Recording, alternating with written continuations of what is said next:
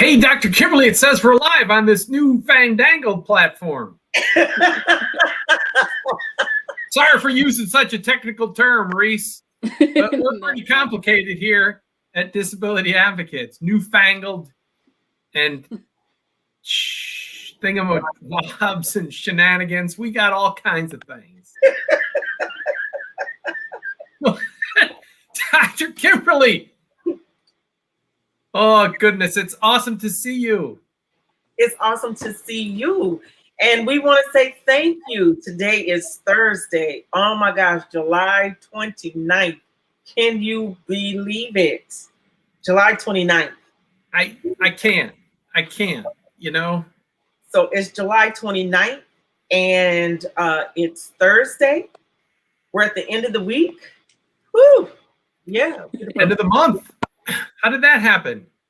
I don't know. But we've had wonderful celebrations all month long with some great people from all over the United States as we celebrated the ADA Act, the 31 years on last night. Got lots of phone calls, inboxes. Hey, did I see you last night? That was pretty cool. Yeah. But we're going to have to find the blooper roll because they still missed the best part. You know, Reese, we had due to some additional technical difficulties, i.e. an elevator that wasn't working, we recorded in the outdoors and a fire truck went by us maybe 50 feet, Dr. Kimberly, and it's just like, oh my gosh. But we just kept rolling. And you know, like the 5 heartbeats, it's like put it in a show. Whatever happens, just put it in the show. Make it a part. So we just made it a part of our opening for the ADA, 31st anniversary. And hey, it worked. That's what matters. Exactly. I don't think the producer really liked it. He didn't see it the same way that we did. I mean, we just roll with the flow. That's all we do. Well, again, I mean, to his defense, he was extremely embarrassed about the elevator not working and extremely mad at his landlord, who he had verified the day before that it wasn't working. So, and then he had technical difficulties carrying all his parts and pieces to the parking lot. So he was discombobulated. That's another technical term. Discombobulated by the fire truck, where Dr. Kimberly and I were like, we thought it was kind of cool and exciting, something different. It added a little seasoning to the show. Definitely. But I'm excited today about our conversation. We have a millennial. Woohoo!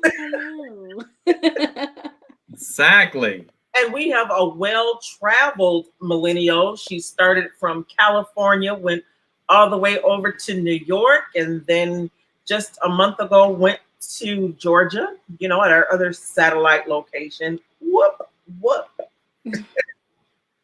Yes. So I think that it gives us a little flavor. One of the things that when she and I spoke, I really loved, because she said that she was in New York where everybody wore a mask. Everyone. And that was the way of life. And it's been 2 months since you've been in Atlanta, and it's like, ooh, they free down here. It's really different, honestly. Even the way that they approach others who wear masks, they're like, why are you wearing a mask? Like, what are you doing? Because I want to keep myself safe and everyone safe. So it's just a really different environment and culture. It's interesting. But hey, I'm still out here masked up. So you got to do what you got to do. I mean, if the people allegedly who don't want to wear masks say, you can't tell me what to do, why do they want to tell you what to do if you wear a mask? Exactly. And even those conversations about vaccinations, I find that some of the younger people I've approached, they're like, oh yeah, their views on vaccinations are just different. And then when I'm like, yeah, I'm fully vaxxed, and they're like, oh. What do you mean? Oh, okay. I'm like, yeah, I still wear my mask though. I'm still out here. It's interesting, the conversations around it. Well, Yes. Interesting. Good afternoon to Jason, who's watching. Hope that he's recovering well. He just had major surgery. Love and prayers go out to you. Good afternoon, Miss Bertaji. We appreciate you tuning in. As you can see, we have real-time comments that get to come up on the screen. Yes, we you know what, we really have improved. If we look at some of our shows from last year compared to now, I think that yeah, we're just chucking along. Especially the shows that I was the technical director of. Those were just not pretty to watch. In fact, most of them didn't even go live. I just had to record them and upload them because too many buttons to push. Just saying. We live and we learn, but we're learning, and we keep rocking and rolling across the country. Yeah.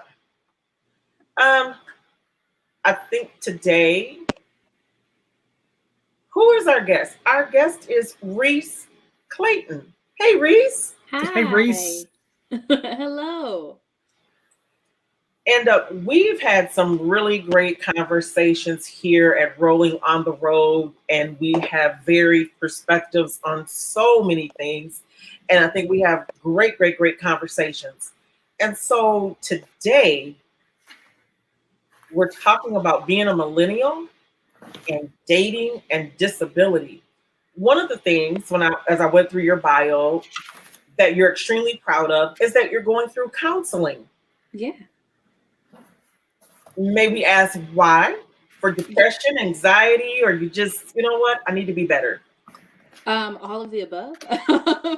So I suffer from general anxiety, but I've also had some, I like to call them depressive episodes. And I originally, or this time around, I got into therapy because I wanted to be a better partner. I wanted to be a better sister and eventually wife and daughter. So I just wanted to be a better person overall. And I think exercising your brain and working through your mental health is a way to be able to be better in those areas. So that's me and my therapy session. And I do want to say this because I'm really proud of it. I am fortunate enough to have a young Black therapist. So I think lady therapist. So she understands me on a lot of different levels, and the conversations we have and the way that I've progressed in the past couple of years have been amazing. So yes, I'm blessed. Awesome. Yes. Awesome. So one of the things that I noticed, you are on Instagram. I am. And you had this poster that said, you know, date my fine friend. Uh-huh. So, she's got all of these wonderful men and women, great pictures, has a little bit of a bio about them. And the first thing I thought, as a person with a disability, they don't look like they have a disability. But you talk about going to therapy, so that means that there might be some sort of disability there. When do you think is a good time to disclose that you have a disability? Do you put it on that poster? Hey, my name is Kim. I love purple, and I'm in a wheelchair. Because I've noticed that a lot of people who have physical disabilities take pictures of themselves and post them so that they don't look disabled. Mm. So you're asking when is the appropriate time during dating to disclose that? Yes. Well, specifically when it comes to Date My Fine Friends, we have a couple of different things that we do. So we do a profile, and then we also do a live, and then we give people the opportunity to kind of dive in the DMs. But with dating in general, whether it's a disability that you can physically see or that it's something that's a little bit hidden with maybe like a mental health issue, I think that for me personally, you should disclose that during the get to know you stages. I think dating is a lot of onions, and that's one of the reasons, or one of the things that I'm working through in therapy is, how do I tell people certain things? Like, how do I talk about my boundaries and the things that I like? How do I get to know people? How do I kind of make sure that I'm making the right decisions in dating? And I think that's a part of the onion. Now, if it's something that affects other people, like if I'm going through a situation that I'm depressed right now, and I'm like, yes, I want to get to know you, but I'm really depressed and I can't even like function for myself, then that's something that I need to disclose immediately. If But if it's something that it's like, yes, I don't know, I just kind of feel like disabilities are a part of who you are. And if that person wants to know who you are, then that's a part of your package, and that's a part of things that they can discover. Yes, you should disclose it, but I think it depends on the situation, and you need to figure out what the appropriate time is. And if it's something that kind of is almost a social responsibility and you have to tell people about it, then you should tell them sooner. But if not, then I think it's perfectly appropriate to wait a little while as you get to know this person, because keep in mind, dating isn't just for the other person. It's like a job interview. They're getting to know you, but you're also getting to know them. What if you don't like this person? And it's like, well, you don't need to know this because I don't even like you, like I don't even want to know your middle name. So you don't need to know anything else about me, and that includes my disability. So you don't even have the privilege to know that. Mm-hmm. Dave, that brings up a really good point. She compared it to a job. So what do you teach at Disability Advocates when people are applying for jobs? Well, I mean, the most important thing is, Dr. Kimberly just fell off. I'm still here. Nope, I'm still here. All right. But I mean, the most important thing we teach people is you have to be truthful. Because we've had discussions on the show about if somebody were to ask an illegal question, like, do you have a disability? That's illegal to ask. Mm-hmm. But anywho, the important piece is, you only disclose it when it's relevant. Yeah. Because if you ask the question, our office is open from 8:30 a.m. until 5 p.m. Do you have any are you able to, be here during those hours? Because you have a 40-hour job, you get a half hour for lunch, couple 15-minute breaks during the day. And that's the question. If you say, yes, I am, or if it's yes, I am with an accommodation, and again, we're a slightly different cat because we do more than half, actually over 60% of our staff are people with disabilities, where we do make sure we're open from 8:30 to 5, but some people start at 10 and end at 6 or 6:30 and things like that, so it's, yeah, I mean, and it depends on the job, because some jobs, like if you're, and all jobs are good jobs, you're working in a factory, the line starts at 6 a.m. You got to be there at 6 a.m., unless, again, but then you get to the creativity of stuff. The creativity of how do you fashion an accommodation? Because if you say, well, I can't, they say, well, then you can ask somebody, and it's such a simple example, but it's like, if part of your job is filing, and so Dr. Kimberly's in her wheelchair, and it's like, well, can you reach the top shelves? Well, of course, I mean, I know Dr. Kimberly pretty well, so I know she can stand up, because her paralysis isn't this way, it's this way. And so when she can stand up and reach it, and you can ask somebody to demonstrate their ability to do something if it's a physical job. So that's a long answer to say, get a hold of Sean on our staff and take the course on how to disclose. And if you ever have any questions, call us, and especially that preparation. Dr. Kimberly's been part of our classes we do with students and adults, where she is the mock interviewer. So she's asking students and adults questions so that the first time you are asked that question isn't in real life. You get a chance to role play it. It's real because you get real feedback and it feels real. But anyways, that's a long answer to say you don't have to disclose it if it's not relevant. And if 6 months down the road, you say, hey, I want to ask for an accommodation because I have this disability. And they're like, how come you didn't tell us 6 months ago? And it says, I didn't need to. So anyways,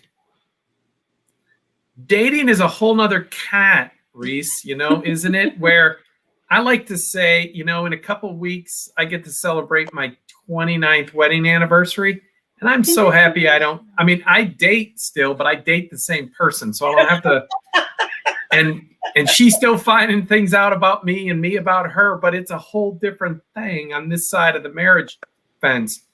But it's just, there's a show called Louder Milk, and Dr. Kimberly and I are going to get one of the stars on this show because he was actually in Grand Rapids a few years ago, but I digress. But they had that story where this young woman who, she's a person with a disability. She had recovered from drug addiction, was actively in recovery, and that's a covered disability under the ADA. And she chose to disclose it to the young man who was all excited about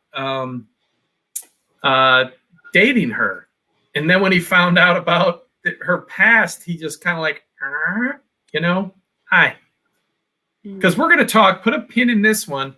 We're going to talk of the difference between the perspectives and from a binary gender perspective, men versus women, where I've got my own theories there. But anyways, for right now, just, your experience in the dating world and that disclosure. Do you come across some guys who simply, non-technical term, kind of freak out and just say, oh? Absolutely. Absolutely. Most guys freak out just when we learn about what does it mean to be a woman. And we're like, what? Right? There's going to be that time once a month where you may not like me for a whole week. If I consider a disability, I'm just like, well, it can be, but that's a different story. But most times, standard issue, it's just like, what? What? Yeah. That's crazy. But we are now at the 4:17 hour. We just want to stop and say thank you so much. You are rolling on the road with Dr. Kimberly and Dave. We're so excited. Our guest is Reese Clayton, and we're just asking her about dating and disabilities from a millennial's perspective. We want to say thank you so much to the Deaf or Hard of Hearing for providing such great services to us. We try every single show to make sure that we improve it, that everybody feels like they're included in what we're doing. We provide closed captioning at ASL. Anything else you can think of, please inbox, please feel free to let us know. And we couldn't do all that we do without Disability Advocates of Kent County and 100 Shades of Disability. Yeah. Oh, wait a minute. Okay, I gotta look. Yeah, there we go. Yeah, we got little shameless plugs. Little shameless plugs. And you see the logo right up here on your screen. Yep. That's us. So we just really appreciate you tuning in today. We want to say thank you to everyone across the United States who are watching. Yes, we have such a great audience and so interactive. Reese. Hi. We had a conversation beforehand.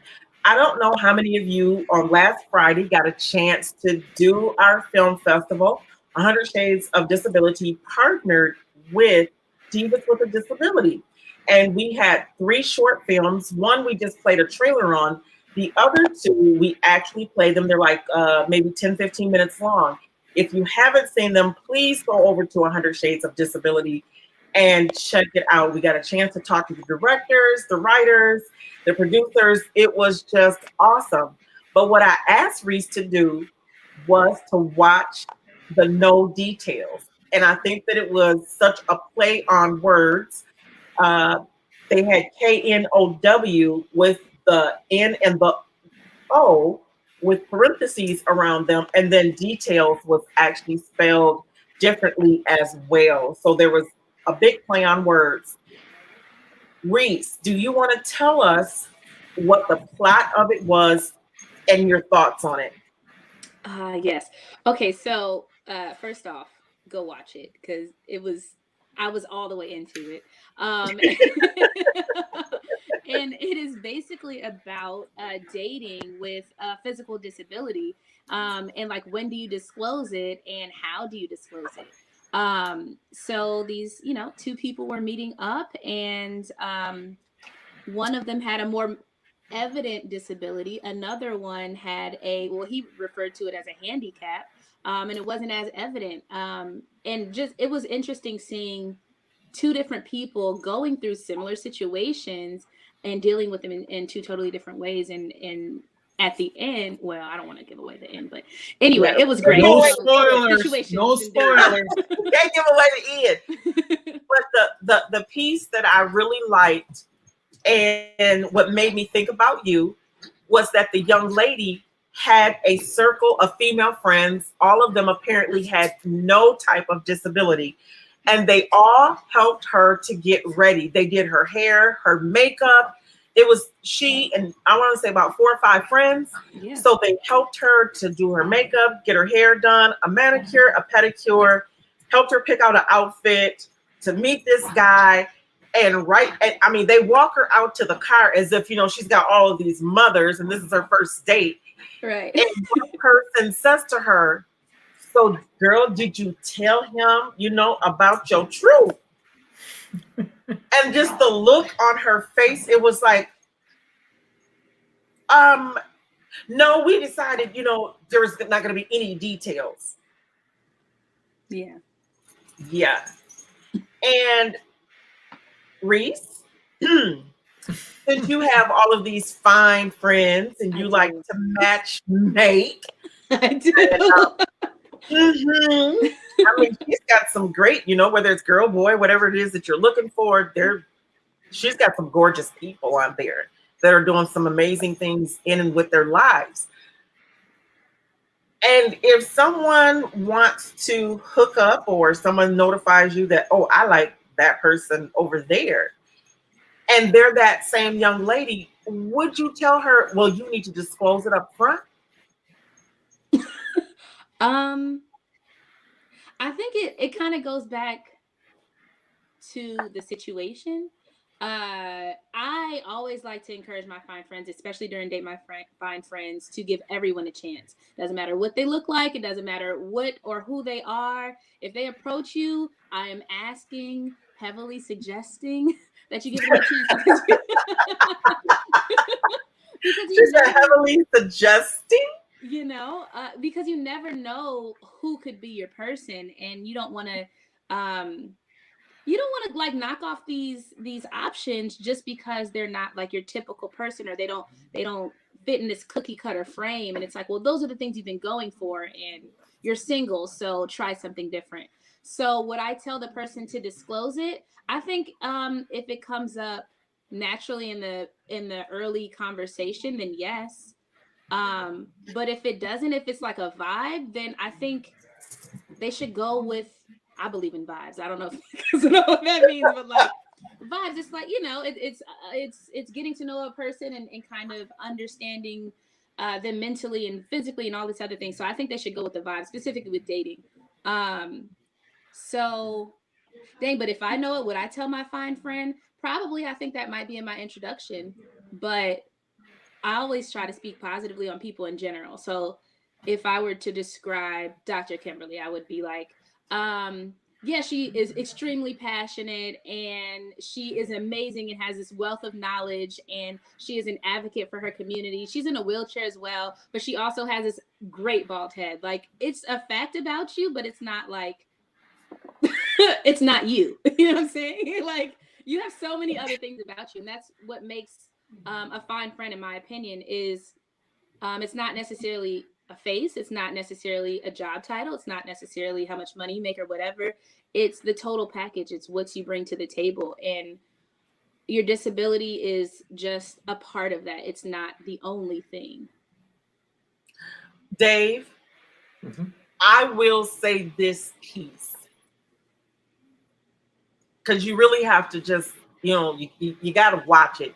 I think it's a great training tool. I think it's a piece that could be added to a Center for Independent Living or a disability network, is I think it's part of the peer support process.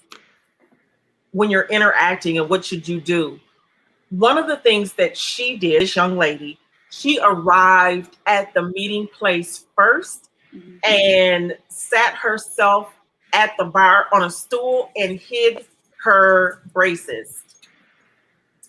And so as they're talking, I mean, he walks up, finely dressed. She looks beautiful sitting there. I mean, that is just as if you guys, we were to go to Noto's and you take me out of my wheelchair and sit me in one of the chairs, and then I need to get up. And it's like, oh, I need to go to the ladies' room. And so the waitress comes over and brings my wheelchair, and my date would say, what? Right. What's going on? You know, and just that moment of feeling somewhat deceived, because it's like, you didn't give me an opportunity to make a choice. And then she didn't like the words that he used. I think we had a show a couple of weeks ago where we talked about, we were using the word, you know, disabled persons. And when I went back through, I saw all of these comments where there were several people who were upset. I don't identify as, you know, disabled or handicapped. They have their own terms of which they want to call themselves. And I think that's fine. But it doesn't mean because I identify that way that it makes it wrong or bad. And I think that using the word, you know, disability is a kind word for everyone across the board. I mean, that's a whole nother 10 episodes, because it's, you know, but it is, you know, yeah, that's why we do person first here, because and person first when it makes sense, because people who are blind say, you know, I'm blind, as opposed to I'm a person with blindness. I mean, but that's more of a preference. If somebody says, no, I'd rather be called a person with blindness, it's like, all right. But it all comes down to when it's relevant, because, you know, it's, it's like when you're describing Dr. Kimberly, it's like, is it relevant that she uses a wheelchair? You know, it's like, no, she's a passionate advocate, and you know, you leave it at that. Of course, if you're going to have a meeting with the lieutenant governor and they might have it on a second story room out an elevator, you might then need to disclose it beforehand, that because we are there to represent, you know, an African American, a female, a person with a disability perspective. But if you can't get in the room, you're going to miss out on all three. I mean, there were others there that hit other of those categories, but there was no one in the room in a wheelchair because they couldn't get in the room. But we digress. So I want to go to that goofy question I had in my mind, or this is just my observation. And of course, this is not a stereotype. It's not 100% true or 100% false, but it seems to be, if you see a couple, I'll say, you know, a male-female couple, and one is in a wheelchair, the majority of the time, it's the male in a wheelchair and the female who appears able-bodied. If a woman's in a wheelchair, it's like, us guys, you know, do we freak out so much? Like, you know what I mean? That women see past the disability, where men kind of just stop. I mean, and again, this is a generalization, stereotype, unscientific sampling, but by golly, you know, it just seems I have too many female friends who use wheelchairs who have visible disabilities who can't get a date. What do you think there's a Reese? Yeah, Reese, do you think there's a gender that is it that women have the ability, or men just simply have the inability to see beyond disability? Well, I can't speak for everyone. However, Right. Well, I can, and I did, but please, you can try it. It's fun. It's fun. Oh, I did. So this is No, we got the caveats. We won't hold it against you, please. okay, good. I think, I don't know. I think men are. I don't. This is a really difficult question for me. Are you going to say that men are superficial turds? I don't want to, but you said it, so I can only say that this is what a man said. And it could statistically, we seem to be more superficial than women. Yeah, but you know what? What I'm seeing a lot more now is that there are some really dope women in wheelchairs that are representing like beauty standards, if that makes sense, like doing makeup or being models or like fashion designers. I don't know. Like I think in 2021 we're getting access to this world of people with disabilities that are bomb as heck.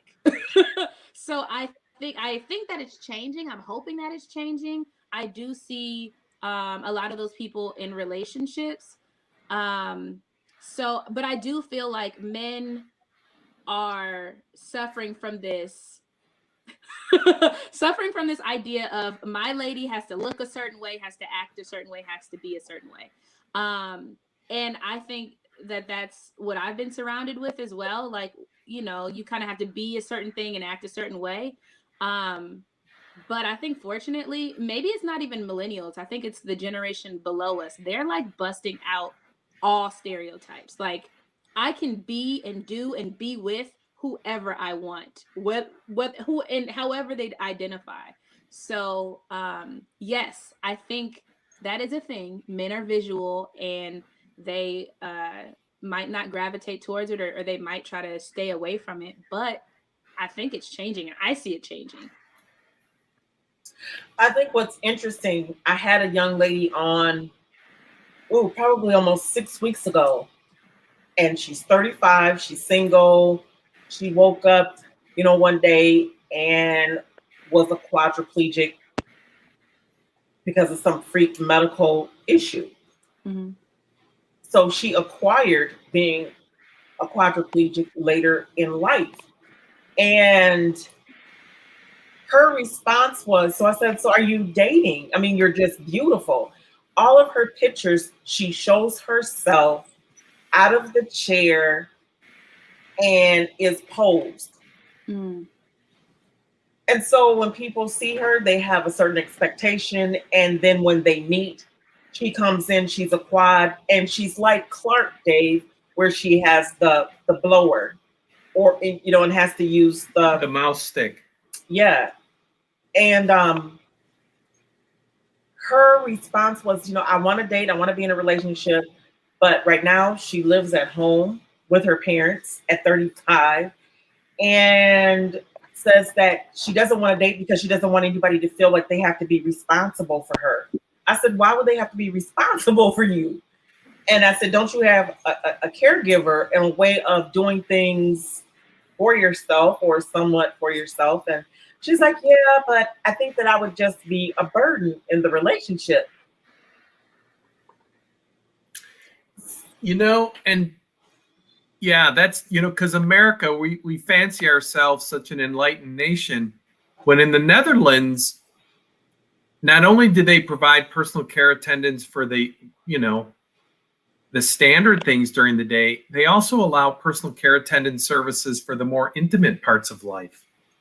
And so it's like they understand that people with disabilities are full humans, and there has to be, again, accommodations to help people live their self-directed life in its fullness. Mm-hmm. So, America, we might win a few gold medals this week, but we got a ways to go. Yeah, I think that bothered me in such a different way. I think it's almost like more of a self-esteem issue. Yeah. You know, what's the difference if I were, 100 pounds overweight? Mm-hmm. I love my pastor all the time. She'll say, you know what? If you're 400 pounds with one eye and a half a toe and 10 kids, there is a man who's looking for a woman with 10 kids, a half a toe, blind in one eye, and 400 pounds. Right. That everybody has their own preference. And they get together. They find a way to be together. And I think that we need to, they have a new term now. It's called polyamorous. I'm like, what does that mean? It's like, I like everybody. It could be girls and boys and cats and dogs, but I love them all. We're all together and we're just living as one big happy family. Mm-hmm. And I think if nothing has taught us anything but the pandemic and the coronavirus has taught us that everybody's going to be touched. Your money can't take care of it. Your status can't take care of it. Your color can't take care of it. Your gender, your sexual preference, your ability or inability, it's touching everything and everybody. And so why can't we feel that same way when it comes to our sexuality? Yeah. If I can jump in, you said so many different things and I'm like, yes. But so I am working on loving me even more in my confidence. And like I said, within the past couple of years, like it's really been skyrocketing, but it took me a while to kind of think about that and to embrace myself. But one of the things that I think back on, my mom watches my 300-pound life. And there's memes floating around, and it's not saying that there's any outside of health there's anything wrong with those people. However, all of those people are in relationships, like all of them. So like there's literally, like you said, there's literally nothing you can do or nothing you can have that's going to keep you away from your person. I really believe in like having a one, or like you said, polyamorous, just having multiple and having relationships with others. However, when it comes to the example that you gave us of the girl in the wheelchair, I think you're absolutely right. It goes back to confidence, right? Like people always have this idea of what I'll say, like a bad chick, right? So like what makes a bad chick, and I've had these conversations, it's really the confidence. Lizzo, and I don't want to, I love her, by the way. I think she's bomb as heck. However, I've come into contact with a lot of people of like, yeah, that's my celebrity crush. Like, that's my girl. I love her. She's just so bad. I'm like, well, what do you think makes her bad? Because she's not, typically like a Kim K. She might not wear heels all the time. She might wear sneakers or whatever the case may be. Like, what makes her bad to you? And like, that's that thick, cute chick. The thick and chocolate. Oh my God. I love her. Me too. No, seriously. Me too. So Lizzo does not fit. She just doesn't. She's probably about 300 pounds, if not a little bit more. Yeah, she shows everything. The cellulite, the dimples, but she gets up. If today is a day that she wants to have long hair and lashes, that's what she does. If today it's gonna be flip-flops and a t-shirt, and I'm just gonna have my hair in a ponytail, or maybe I don't want to wear lashes, or maybe I'm just gonna have my lip gloss. I love it. I tell people a lot of times when we talk about, well, do you date and have you dated? And well, I'm very, very married and dated before I got married. And my thing is, a lot of the things that you're talking about has absolutely nothing to do with a disability, but has everything to do with, where is your self-confidence? Exactly. Mm-hmm. Where's your self-confidence? I said, because before I ever got in the wheelchair, well, guess what? All of my hair fell out. I got sick. They weren't quite sure if it was lupus or cancer, but at the end of the day, it was like, well, you know what? You have cancer, because I ended up having surgery for that. I was on a chemo pill, but all of my hair had already started coming out. And the first thing I remember my dad saying was, men fall in love with all of those superficial things about a woman. He goes, but I just want to tell you that you are beautiful without hair. And I think that you need to hear it from me first. Don't depend on others to tell you I'm your dad. You need to know. I mean, and I was grownest out of, Methuselah. and here it is, my dad saying, I want you to know that you're beautiful. And you walk in the confidence of being beautiful, that hair does not define you, and don't worry about what anybody else thinks. Plus, you can always get a man. I don't know what it is about you, but you always get a man. So don't even let that think. I said, Dad, stop. But I just appreciated him being that voice in my life, no matter what was happening. When the 5 head surgery started, it was horrible. I looked weird because here it is, they're cutting away sections and sections of my head every 6 months, till they got down and they cut all of the cancer out. And it was just like, wow. And he was still, you're still beautiful. You still look good. Don't worry about the scar. Your personality is what's important. Make sure that you keep working on you. And so I think I've taken a lot of that. And when I talk to women, regardless of their ability or disability, whether it's hidden or whether it's visible, to say, find something about you that you really, really like and play up on that. Put that out first. And then talk about the rest later. We can talk about the rest. We can talk about it.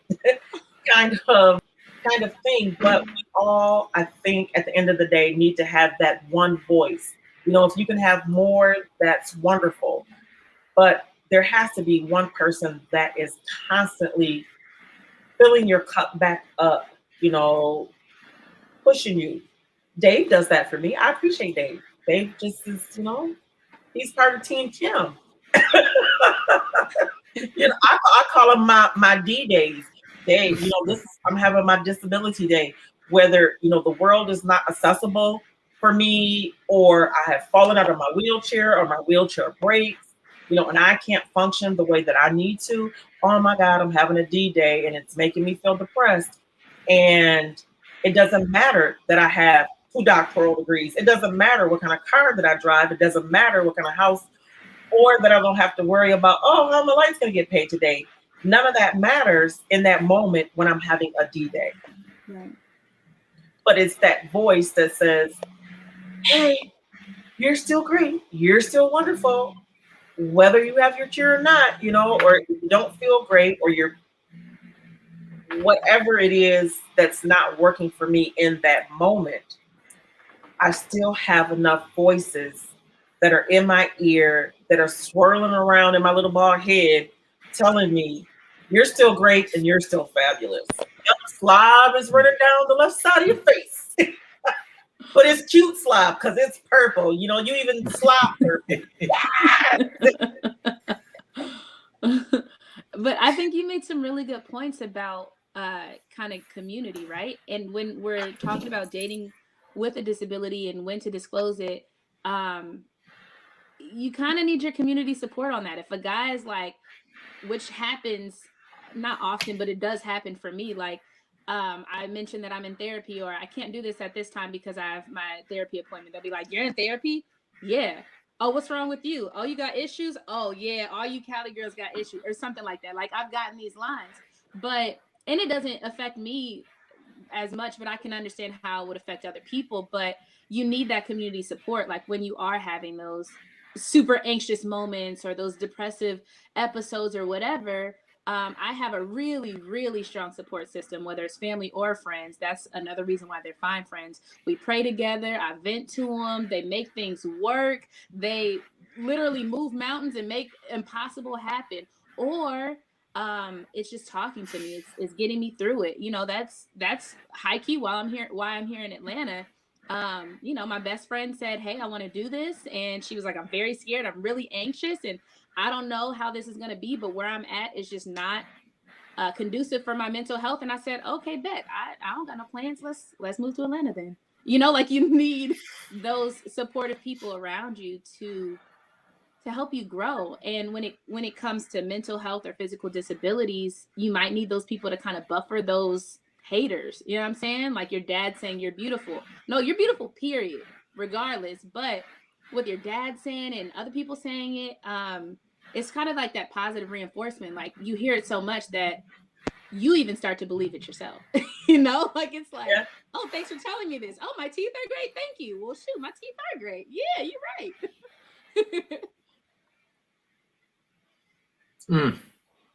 Dave, any final thing that you want to say on this subject?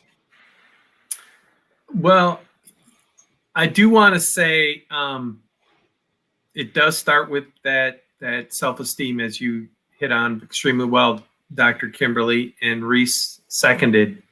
And find people who are going to build you up and support you.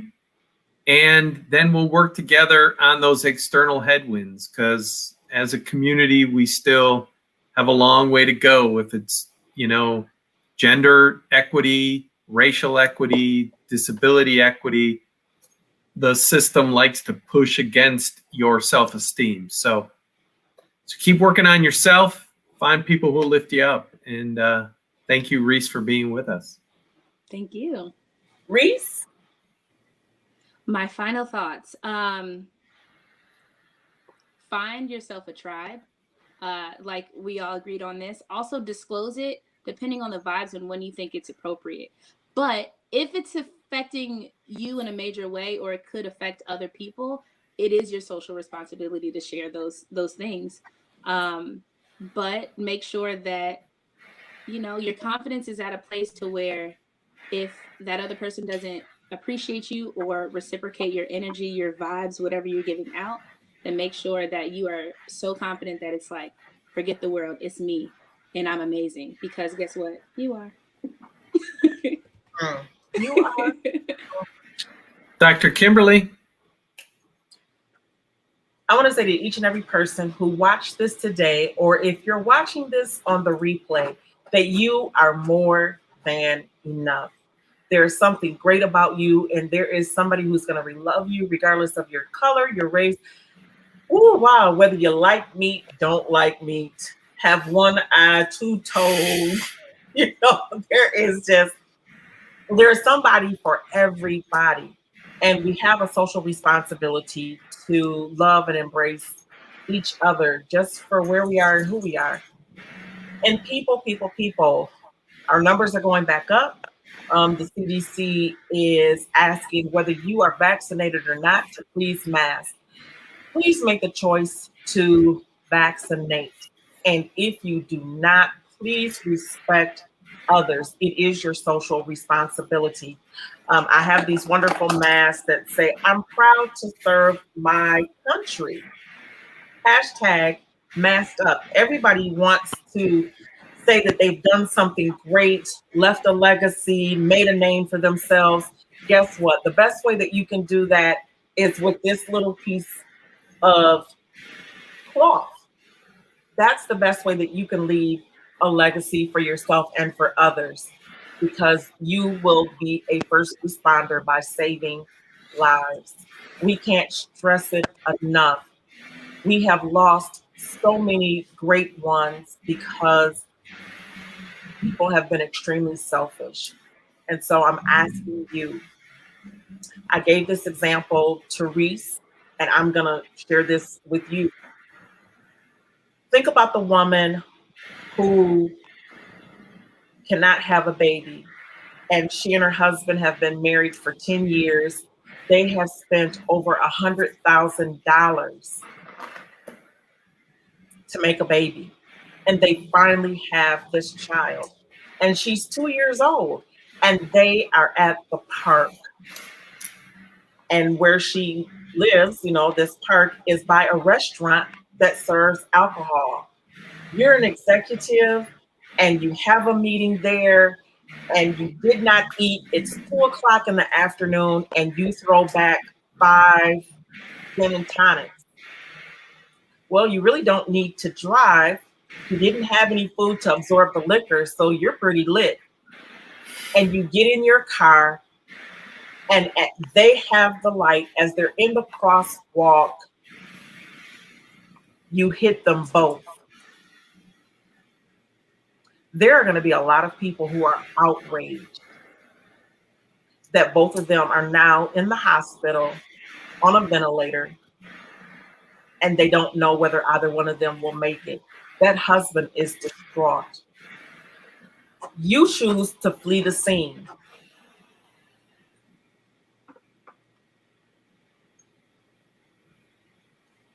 It's terrible.